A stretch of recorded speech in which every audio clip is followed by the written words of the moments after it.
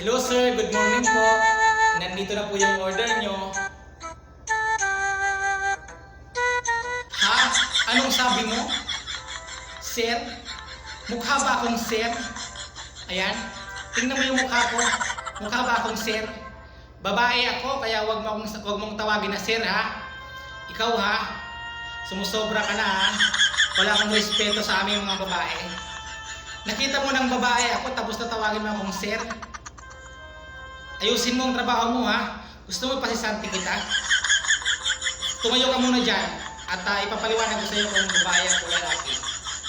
Walang hiya ka, tatawagin mo ba akong sir? Mukha naman akong babae oh. Tingnan mo.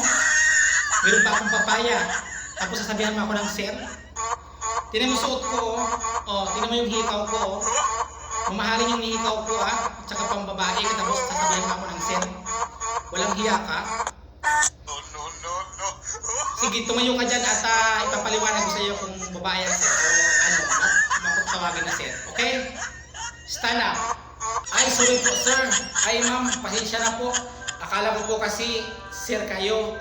Kasi yung mukha mo po parang sir.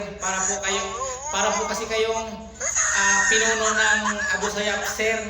Ay ma'am pala. Pasensya na po sir. Pasensya na po ma'am.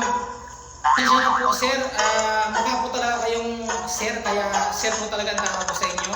So, bahala po kayo kung magalit kayo sa akin sir, basta po sir ka po talaga. Tingnan niyo po yung itsura mo kaka pong pinuno ng Abu Sayyaf. Pasensya na po sir. Sir, pasensya na po sir ha.